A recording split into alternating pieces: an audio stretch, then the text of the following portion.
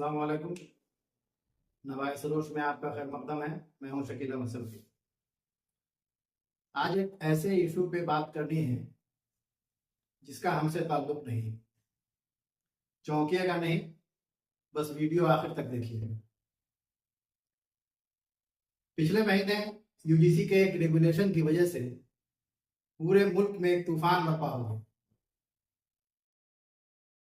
आप इस बात से वाकिफ होंगे कि यूनिवर्सिटी ग्रांट्स कमीशन, जिसको यूजीसी कहा जाता है, वो आला तालीमी इदारों की देख रेख, उसके लिए पॉलिसी मुरतब करना वगैरह उसकी जिम्मेदारी होती है। इस हवाले से उसने 13 जनवरी को एक रेगुलेशन या एक ज़ाब्ता जारी किया।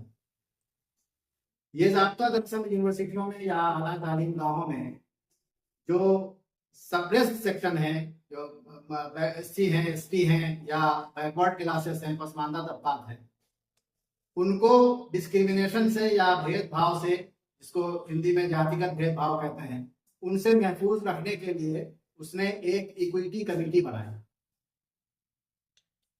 उसके दायरे में SC ST पहले ही से थे, लेकिन उसमें OBC यानी अदर बैकवर्ड क्लासेस को भी जोड़ दिया गया।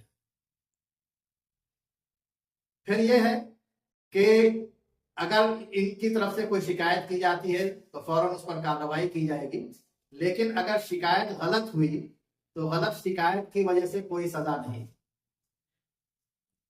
अब इस पर जो अपर कास्ट के लोग हैं, आला जात के लोग हैं, उन्होंने तूफान बर्पा कर दिया। वो बुरी तरह से इसकी मुखालफत करने लगे, सड़कों पे उतर आए, हंगामे हुए, और हंगामे इस तरह से हुए इसका तस्वुर नहीं किया जा सकता।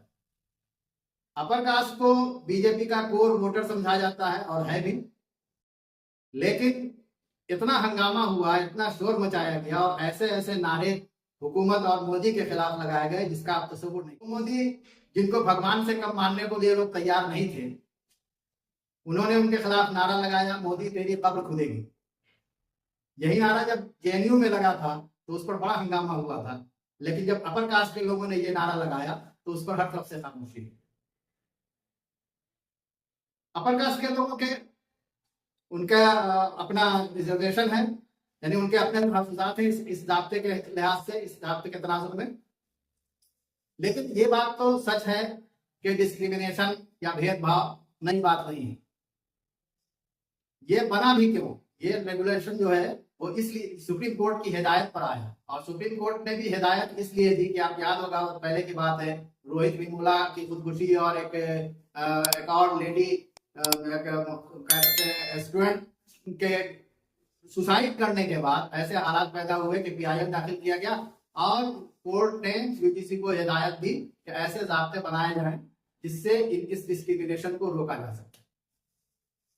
बहरहाल तमाम हंगामों के बाद मामला कोर्ट में पहुंचा, अदालत में पहुंचा, और अदालत ने पहली ही सुनवाई में इस पे स्टे लगा दिया, रोक लगा दी।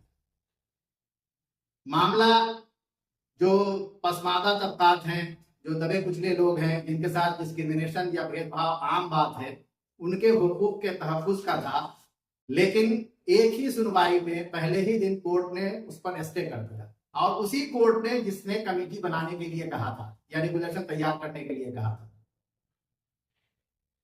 यह भी कहा जा रहा है कि जब कोर्ट में लोग हाजिर हुए तो हुकूमत की तरफ से या यूजीसी की तरफ से जो वकील थे, तुषार मेहता, उन्होंने इसकी कोई मुखालफत नहीं की, जो आमतौर पे होता नहीं। जब सरकार को नोटिस होती है या कोर्ट में वो लोग जाते हैं तो कुछ लोग कुछ कहते हैं, वो कहते हैं कि भाई कुछ मौका दिया जाए या मेरी बात सुन ली जाए, लेकिन तुषार मेहता बिल्कुल खामोश रहे। वो या ये तासुर देने की कोशिश की कि हुकूमत इस रेगुलेशन के खिलाफ है। तासुर देने की तो ये भी कोशिश की गई कि ये दरअसल चूंकि पार्लियामेंट की जो स्टैंडिंग कमेटी है एजुकेशन की, उसके सरबराह दिग्विजय सिंह है कांग्रेस के, तो ये भी तासुर देने की कोशिश की गई कि ये उन्हीं की वजह से ये कानून बना या ये रेगुलेशन बना। लेकिन उसी दिन दिग्विजय सिंह ने एक्स पे लिखा कि भाई हमने तो ये लिखा ही नहीं था कि जो कमेटी बनी है उसमें अपर कास्ट के लोगों को शामिल नहीं किया जाए, या हमने हमारे रिकमेंडेशन में ये भी नहीं था कि अगर कोई गलत शिकायत करता है तो उसको सजा नहीं मिले। ये सब तो यूजीसी का किया हुआ है, तो सब कुछ यूजीसी ने किया और यूजीसी कोर्ट में खा। तो बहुत बड़ा हंगामा कोर्ट के एक स्टे करने से रुक गया। हालांकि कानून पे अभी रोक नहीं लगाई गई है, लेकिन कोर्ट ने ये कहा है कि प्राइमा फेसी या बाद नजर में ऐसा लगता है कि इसका मिसयूज हो सकता है, गलत इस्तेमाल हो सकता है, और इसमें वजाहत नहीं है, ये बहुत वाजह नहीं है, इसलिए इस पर गौर करने की जरूरत है। फिर उसकी तारीफ पड़ी, अब ये मामला चलेगा। लेकिन बहरहाल इसमें जिस तरीके से हंगामा हुआ और जिस तरीके से तमाम आलाजात के लोग इकट्ठा हुए, उन्होंने कोऑर्डिनेशन कमेटियां बनाई और किसी भी हद तक जाने के लिए तैयार हो गए, ये देखने की चीज। सवाल ये है कि ये ताकत वो कहां से लाते हैं। वो अपनी ही हुकूमत के खिलाफ इस तरीके से, ऐसी हुकूमत जिसको लाते भी वही है और जिसको मजबूत भी वही करते हैं, उसी हुकूमत के खिलाफ इस तरीके से प्रोटेस्ट या एजिटेशन, ये एक तरीके से बेनजीर समझ में आता है। बहरहाल अभी तो फिलहाल ये मामला रुक गया है। अब हमने कहा था कि ये ऐसा मामला है जिसका मुसलमानों से ताल्लुक नहीं है या हमसे ताल्लुक नहीं है, और सही माने में इस रेगुलेशन में भी मुसलमान कहीं नहीं है, या उसके बाद जो हंगामा हुआ उसमें भी कहीं नहीं है, हंगामे में नहीं है, मौजूदा हालात में तो ये तो बहुत अच्छी बात है कि हंगामे में भी मुसलमान नहीं है। लेकिन अगर गौर किया जाए तो तालीम हो या मौके हो या इदारा जाती इम्तियाज या जिसको इंस्टीट्यूशनल डिस्क्रिमिनेशन कहते हैं, संस्थागत भेदभाव कहते हैं, उसका सबसे ज्यादा शिकार मुसलमान ही है। सजन कमेटी की रिपोर्ट या फिर उसके बाद के जो आलात शुमार आते रहे हैं, वो इस तल्ख हकीकत को बार बार वाज़ेह करते हैं, बार बार बताते हैं कि तालीम में या तदरीसी ओहदों में या फैसला साज कमेटियों में, इदारों में मुसलमानों की नुमाइंदगी इंतहाई कम है। दरअसल हुकूक या अधिकार हासिल करने के लिए ताकत की जरूरत होती है, और जरूरी नहीं कि वो ताकत तादाद की ही हो, नंबर ही की। जो तबकात मुनज़्ज़म होते हैं, जिनके अंदर समाजी इत्तेहाद होता है, जिनकी अपनी सियासी आवाज होती है और जो एहतजाज की कुव्वत रखते हैं, वो तबकात अपने हुकूक का तहफ़्फ़ुज़ कर लेते हैं।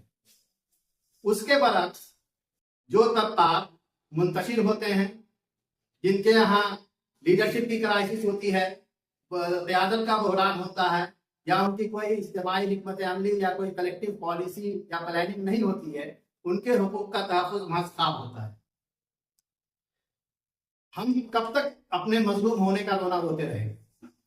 सोचने की बात यह है, मुसलमान जब तक अपनी महरूमी को, अपनी तालीमी पसमानदगी को या अपने इदारा जाती या इंस्टीट्यूशनल बाइकआउट को अपनी तकदीर मानकर उसको कबूल किए रहेंगे, कोई भी रेगुलेशन आए, कोई भी पॉलिसी बने, कोई भी कानून बने, उसमें या तो उनका हिस्सा नहीं होगा या फिर वो उनके लिए नुकसानदेह होगा। ये बात बहुत अच्छी तरह से समझ लेने की जरूरत है।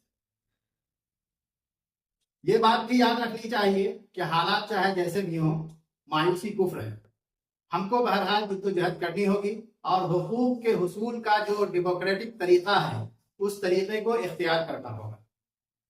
एक बात याद रखनी चाहिए कि हमको ज्यादा बाखबर होने की जरूरत है, हमको आईनी जद्दोजहद करने की जरूरत है, हमको मुनज़्ज़म होने की जरूरत है।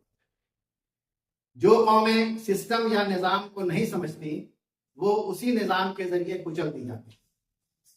क्या सोचते हैं आप इस बारे में? आपका क्या ख्याल है? अगर आप इससे मुत्तफिक हैं तो हमारे इस वीडियो को आगे बढ़ाइए। हमारा मकसद तादाद बढ़ाना नहीं, शऊर बढ़ाना है। अगर आप इससे मुत्तफिक हैं तो नवाए सरोज का साथ दीजिए।